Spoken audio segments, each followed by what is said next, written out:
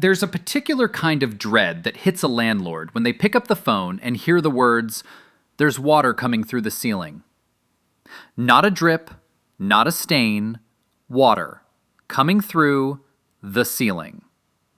If you've been a landlord for any length of time, you know exactly what that call sounds like. And if you're lucky enough not to have received it yet, you might want to stick around. Because today we're talking about the small things. The things that seem fine. The things that seem manageable. The things you tell yourself you'll deal with later. And what happens when later arrives and it costs you $10,000. I want to tell you about a landlord. Let's call him David. David owned a small duplex, 2 units, nothing fancy, a property he'd inherited and decided to hold on to as a rental income stream. He was what you might call a hands-off landlord. Not neglectful exactly. He fixed things when tenants called. He answered his phone. He considered himself reasonable. But David had a habit. When he'd do a walkthrough between tenants, which he did to his credit, he'd move quickly. He had a system. Scan the walls, check the appliances, flush the toilets. Maybe 20 minutes per unit. He figured if something was really wrong, he'd see it. What David didn't see during one of those quick walkthroughs was the soft spot in the bathroom subfloor. It was subtle.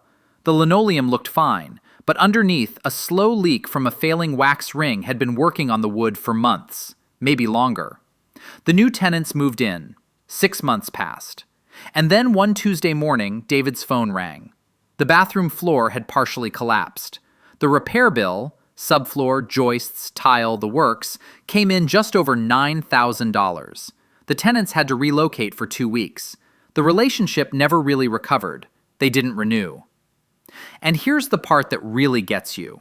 A plumber, had one been called even 6 months earlier, would have charged maybe $150 to reseat that wax ring and replace a section of subfloor the size of a dinner plate. $9,000, or $150. That's the math of deferred attention. Now, I don't tell you that story to make you feel bad if you've made similar choices. I tell you that story because it's so common it's almost a cliché in property management circles. The leak that became water damage. The HVAC filter that became a failed unit. The loose step that became a liability claim. Landlords would do well to do a rental walkthrough at the very least twice a year. Just before a new tenant moves in, and again right after they leave. And of course, throw in some extra inspections throughout the lease term to catch any potential problems early. Twice a year sounds like a low bar. And it is, honestly. But you'd be surprised how many landlords aren't even clearing it. Here's why this matters beyond the obvious financial argument. A rental property that's well looked after is essential for keeping tenants happy. It shows that you care about their comfort and well-being. And that's not just good ethics, it's good business. Tenants who feel cared for stay longer. They're more likely to report small problems early, before those problems become David's $9,000 Tuesday morning. The landlords who figure this out, who really internalize it, stop thinking of inspections as an obligation. They start thinking of them as a tool. Let me tell you about the other side of that coin. There's a landlord I'll call Patricia. She manages 4 single-family homes, all in the same neighborhood, all acquired over about 12 years. Patricia is, by any measure, organized. She keeps files on every property, she schedules inspections on a calendar, she has a system. And the core of her system is something deceptively simple. A checklist. Not a mental checklist, not a general sense that she'll look around. An actual room-by-room, item-by-item document that she fills out every single time she steps inside one of her properties. Regular inspections are a must, she'll tell you, because they allow landlords to catch issues before they become major headaches. Think finding out about a small water leak before it's caused any real damage, preventing a whole lot of water damage and mold growth in the process. She caught a water heater showing early signs of corrosion at one property. Replaced it proactively for about $800. The alternative, a failed water heater flooding a finished basement, would have been a very different conversation. She found a window seal that had failed at another property. Cold air was leaking in. The tenants hadn't mentioned it either because they'd gotten used to it or because they didn't want to bother her. She caught it on a routine walkthrough in October, fixed before winter. Tenants noticed, said thank you. That thank you, That small moment of a tenant feeling seen is worth more than most landlords realize. So what does Patricia's checklist actually look like? Because I think this is where a lot of landlords get lost. The idea of a checklist sounds simple, but in practice, people either make it too vague, check kitchen, check bathrooms, or they abandon the habit because it feels like paperwork. Here's the thing. When making a rental inspection checklist, it helps to break down each room into individual bits and bobs, floors, walls, doors, and windows, for example, and have some space to jot down any notes. You want something granular enough to be useful, but structured enough to be fast. And don't forget to include sections for the not-so-obvious things that often get overlooked, like appliances, heaters and air conditioning, and electrical sockets, so you're really covering all your bases with the checklist. That last category is the one that surprises people.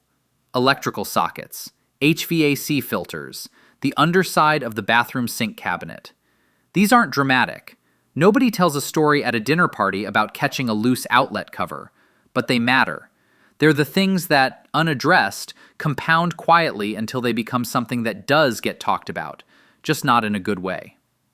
Let me stay with Patricia for a moment, because her system has a second component that I think is just as important as the checklist itself, and it costs nothing but a few extra minutes.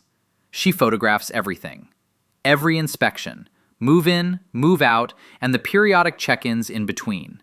And she timestamps those photos. Automatically, her phone does it, but she double-checks. Taking the time to snap some photos during inspections and timestamping them is a great idea. It can be really helpful in working out any disputes that come up over damage that's beyond normal wear and tear. Now, nobody likes to think about disputes with tenants. Most tenancies end quietly. People move on. Security deposits get returned. Fine. But some don't. I spoke with a property manager. She works with a portfolio of about 30 units, who told me about a security deposit dispute that dragged on for almost 4 months. The tenant claimed a bathroom wall had been damaged before they moved in. The landlord remembered it being fine. Both parties were certain. Both parties were convinced. No photos from move-in day. The case eventually settled, partly out of exhaustion on both sides. The landlord returned more of the deposit than she felt she owed. The tenant left a negative review online. Neither party walked away happy. By documenting the condition of a rental property with a checklist, landlords and tenants both get a clear picture of the property's state at the start and finish of a lease, which really cuts down on arguments over security deposits. It's not about distrust, it's about clarity. A photograph doesn't take sides, it just shows what was there. So far, we've learned that inspections prevent expensive repairs, build tenant trust, and protect landlords in disputes. But there's one more thing that a consistent inspection practice does, and it's the one that tends to surprise people when they first hear it. It makes you smarter about your own property over time. Using a consistent checklist helps landlords keep an eye on how their properties are doing over time, making it a lot easier to spot any recurring problems and line up the repairs they need. Here's what that looks like in practice. Patricia noticed, over 3 consecutive inspections at one of her properties, that the caulking around the master bathroom tub kept breaking down, faster than it should. First inspection, noted, recaulked. Second inspection, degrading again. Third inspection, wait a minute. She called a plumber. Turned out there was a minor flex issue in the tub. Not a big problem, but it was causing enough micro-movement that no caulk was going to hold for long. Without that pattern, without those 3 inspection notes side by side, she never would have made the connection. She would have just kept recaulking indefinitely, paying for the same bandage over and over again. That's what a checklist does across time. It turns a snapshot into a story. And stories, it turns out, are a lot more useful than snapshots.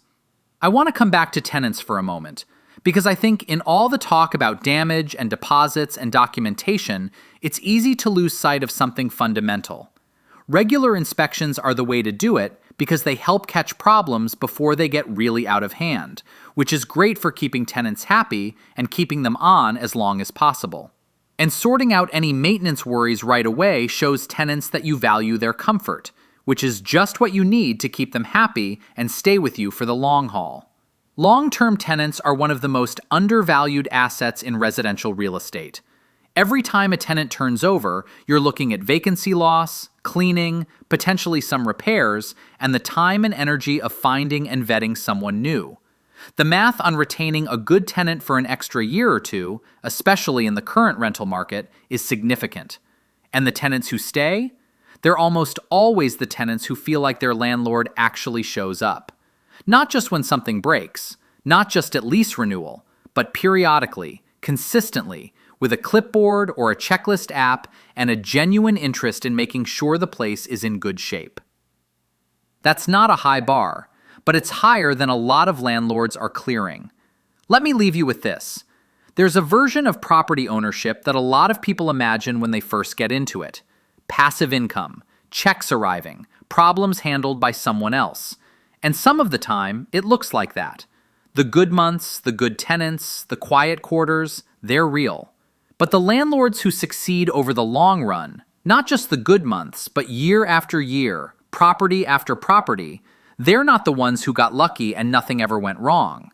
They're the ones who built a practice around paying attention, who scheduled the walkthroughs and did them, who brought the checklist and used it, who took the photos and kept them, who caught the soft spot in the subfloor before it became a collapsed bathroom floor. Great landlords don't succeed because nothing goes wrong.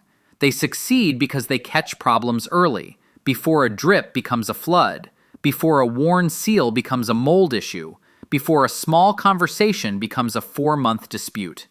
The inspection isn't the boring part of being a landlord. It is, in a very real sense, the whole job. Take care of your properties. Your properties will take care of you. Thanks for listening.